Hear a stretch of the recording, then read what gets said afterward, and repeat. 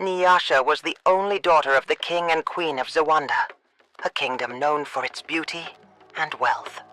From the moment she was born, it was clear that she was destined for greatness. Her beauty was unmatched. The king and queen were proud of their daughter, and the entire kingdom adored her. People would travel from distant lands just to catch a glimpse of the princess. Everyone talked about how lovely she was, but they also shared a little secret.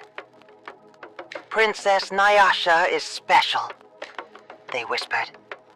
"No prince, no knight, no one has ever won her heart. But no matter how many brave princes tried, no one, not a single soul, could win her heart. Why? Well, that was the greatest mystery of all. Her father, King Tembo, was a mighty ruler. He loved his daughter dearly, but he grew tired of watching suitors come and fail. Strong warriors, rich merchants, wise men from distant lands. They all tried to make Nyasha their wife, but none could please her. One by one, they walked away, defeated. The king could no longer ignore the whispers of the people. "Why does the princess reject every man?" they asked.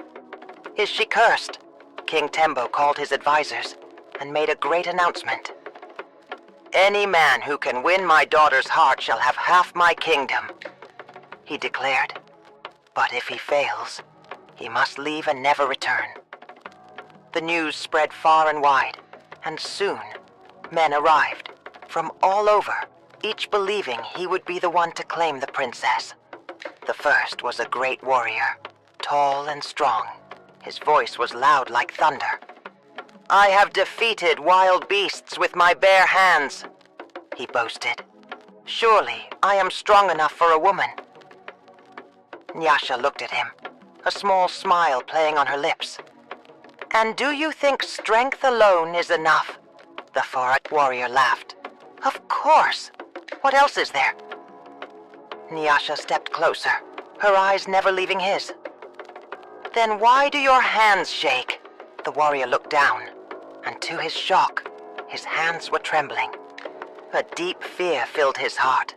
Without another word, he turned and left, his shoulders heavy with shame. The people gasped.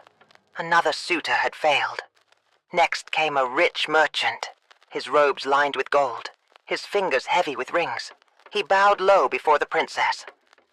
"I will give you all the wealth in the world, princess," he said. "Silk, jewels, spices from distant lands. You shall never want for anything." Nyasha shook her head. "What use is gold if my heart remains empty?" The merchant opened his mouth, but he had no answer. He knew he had already lost. Lowering his head, he turned and walked away. One by one, the suitors came. One by one, they failed. Some left in anger, some in tears. None could understand why the princess was never satisfied.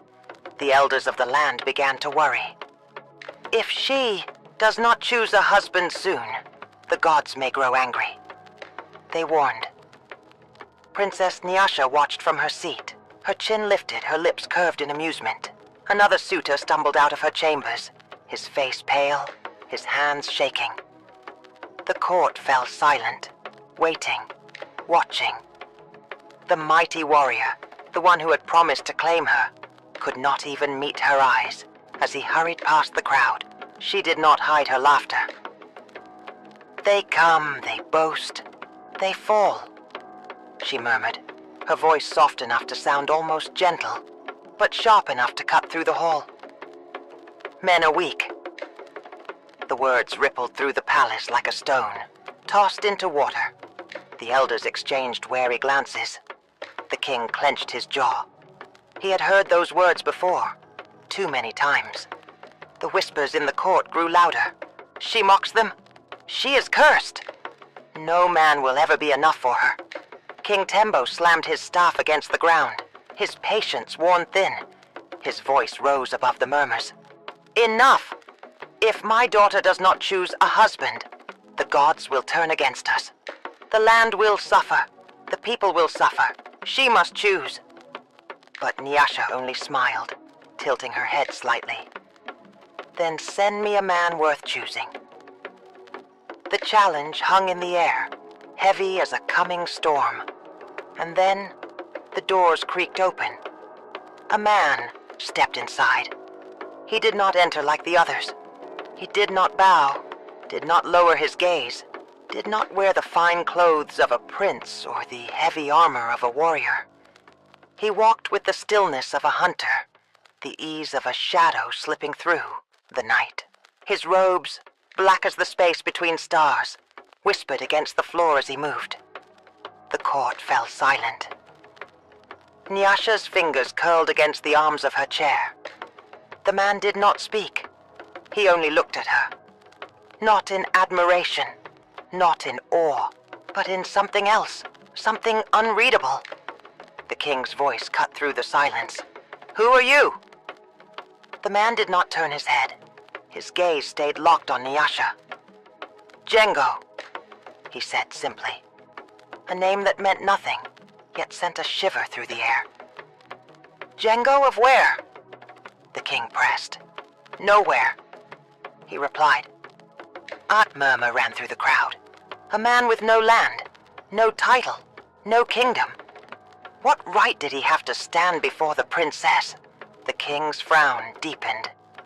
"You believe you are worthy of my daughter?" Django finally shifted his gaze to the king.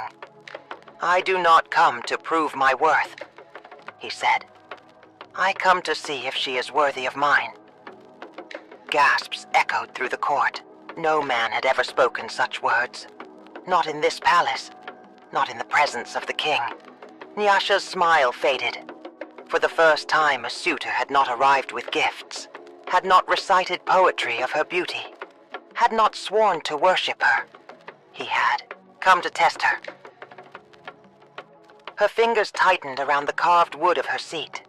She studied him, searching for the arrogance, the foolish pride that always lived in the hearts of men.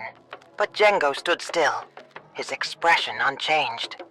There was no nervous shifting, no beads of sweat gathering at his brow. He did not fidget, did not falter. She leaned forward slightly, her voice low. "You think you are different from the others?" His mouth curled into something almost like a smirk. "I do not think," he said. "I know." Her heart pounded once, slow and deep. The king leaned back in his chair, his fingers drumming against the armrest. He looked at his daughter, then at the man before her. He exhaled sharply. "The challenge remains," he said. "You will spend one night in the princess's chambers. If you leave as all the others have, you will never step foot in this land again." Django inclined his head slightly. Agreed. The court erupted in whispers again. He will fail. He must. The others were stronger than him, smarter than him, and they all fell. Nyasha rose from her seat, her eyes locked on Django's. "There is still time to walk away," she murmured, her voice a quiet invitation, a warning. Django did not move. Nyasha's breath came slow, steady, but something inside her stirred, something unfamiliar. She turned without another word, stepping toward the doors of her chambers. She did not look back. She did not need to. She could feel him following her, and for the first time in her life she wondered if she had made a mistake. But it was too late. The doors closed behind them, and little did they know. This time, something felt different. The silence between them was thick, pressing against Nyasha's skin like the heat of a slow-burning fire. The air in the chamber felt different, charged, waiting. Every man before Django had rushed to prove themselves, had fallen over their own pride, had cracked beneath the weight of her gaze. But he did nothing. Nyasha was not used to stillness. She lifted her chin, letting a small smirk curl on her lips. "You hesitate." Django said nothing.